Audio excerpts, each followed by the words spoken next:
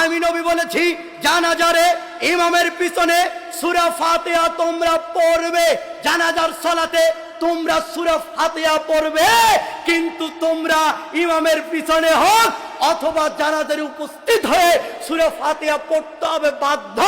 তোমরা যে পড়ছো না, কেন পড়ছো না? কারণ তোমাদের মুহাম্মদ সাল্লাল্লাহু আলাইহি সাল্লামের কথা ভালো লাগে না, তাই তোমরা মাযহাবকে টিকে রাখার জন্য, নিজে বাইতুল মুকাররমের খতিব ওইটা টিকে রাখার জন্য, চাকরি টিকে রাখার জন্য তোমরা চুপে সারে তোমরা সূরা ফাতিহা পড়ছো না।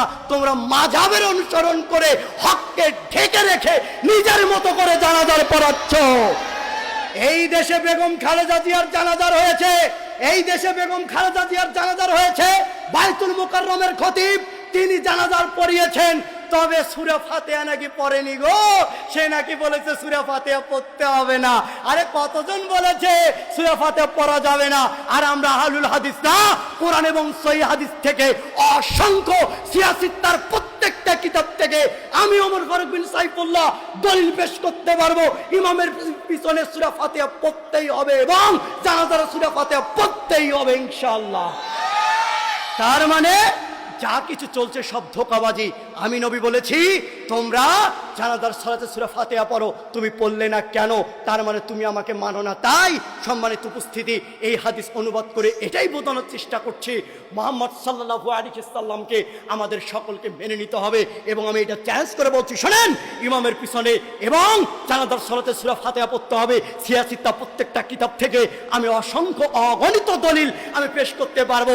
আরে যারা এই দেশের মাযহাবী ভাইরা আছেন, তাদের যারা ওস্তাদ ভাবেন, মুফতি জসিমউদ্দিন রহমানী, তার একটা বক্তব্য আছে, ইউটিউবে সার্চ করবেন, তিনি প্রত্যেকটা সিয়াসিত্তার কিতাব থেকে দলিল দিয়েছেন সূরা ফাতিহা পড়তে হবে জানাজারে।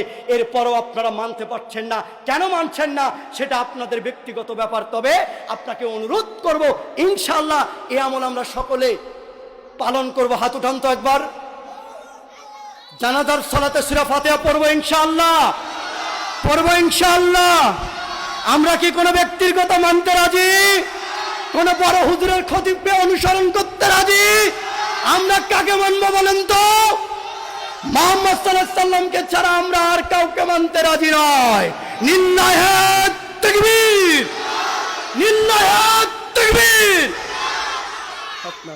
ফাইন তানাযাতুম ফি শাইইন ফারুদ্দুহু ইলাল্লাহি ওয়ার রাসূল।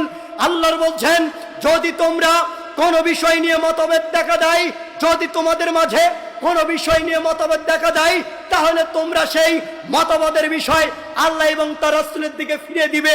ইন কুনতুম তুমিনুনা বিল্লাহি ওয়াল ইয়াউমিল আখির, যদি তোমরা সত্যিকারে পরকালের বিশ্বাসী হও, যদি তোমরা সত্যিকারের ঈমানদার হও, তাহলে তোমাদের ইখতিলাফি বিষয়, তাহলে তোমাদের মতভেদের বিষয় সেটা আল্লাহ এবং রাসূলের দিকে ফিরিয়ে দিবে। তোমাদের ইখতিলাফি বিষয় তোমরা কখনো বড় হুজুর দিয়ে মাপবে না, তোমাদের ইখতিলাফি বিষয় কোন বড় মুহাদ্দিস দিয়ে মাপবে না, তোমাদের ইখতিলাফি বিষয় বাইতুল মুকাররমের হুজুর দিয়ে মাপবে না, তোমাদের ইখতিলাফি বিষয়, তোমাদের মতভেদের বিষয় মুহাম্মদ সাল্লাল্লাহু আলাইহি সাল্লামকে দিয়ে তোমরা ফয়সালা করবে। যদি মুহাম্মদ সাল্লাল্লাহু আলাইহি সাল্লামের কথা থাকে তাহলে তোমরা সেটাকে মেনে নিবে, আর যদি মুহাম্মদ সাল্লাল্লাহু আলাইহি সাল্লামের কথা না থাকে, সেই কথাটা, সেই আমলটা যত বড় হুজুর করুক, যত বড় মুহাদ্দিস করুক, যত বড় আলেম করুক, সেটা তার মুখে ছুঁড়ে মারবে।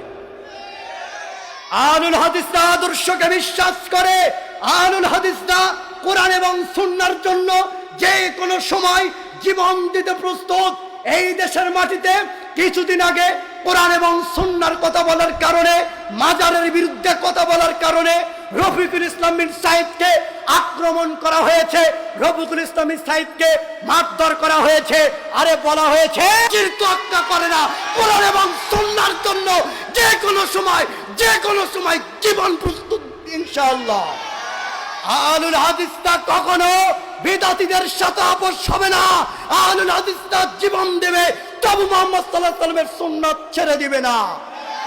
আহলুল হাদিসদের আকীদা এত শক্তিশালী, আহলুল হাদিসদের আকীদা এত মজবুত, আহলুল হাদিসদের আকীদা এত শক্তিশালী, এত মজবুত।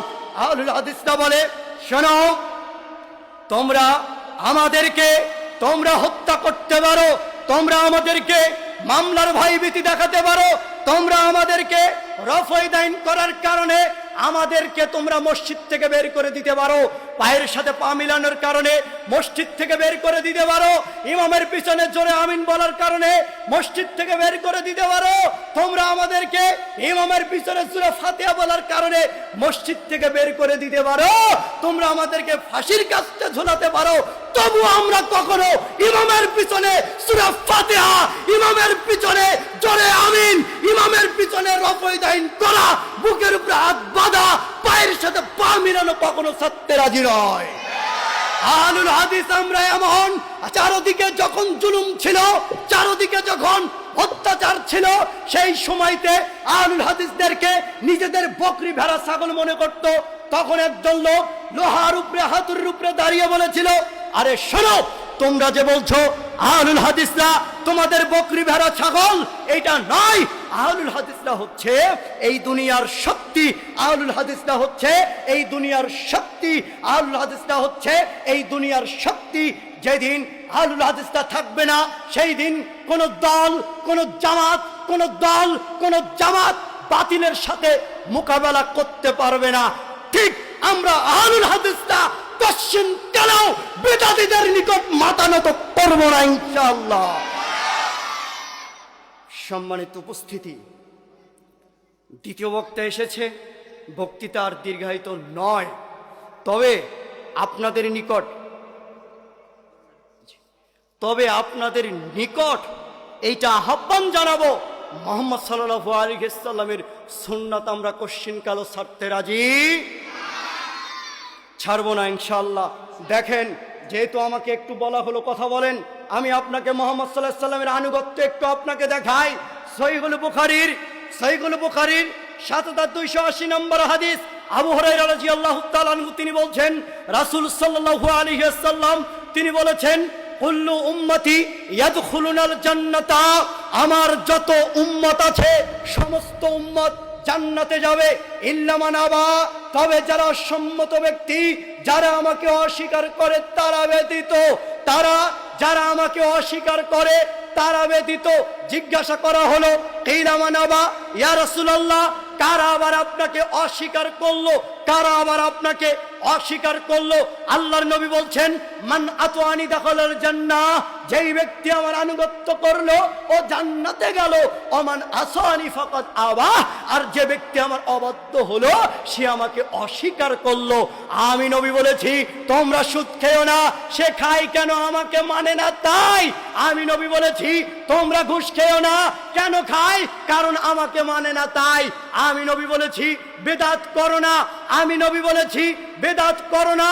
আমি নবী বলেছি, যখন তোমরা আযান দিবে, আযান দেওয়ার পূর্বে তোমরা যেটা বলছো, আসসালাতু ওয়াসসালামু আলাইকা ইয়া হাবিবাল্লাহ, আসসালাতু ওয়াসসালামু আলাইকা ইয়া নবী আল্লাহ, তোমরা যেটা বলছো এইটা তো আমি নবী মুহাম্মদ সাল্লাল্লাহু আলাইহি ওয়াসাল্লাম বলিনি।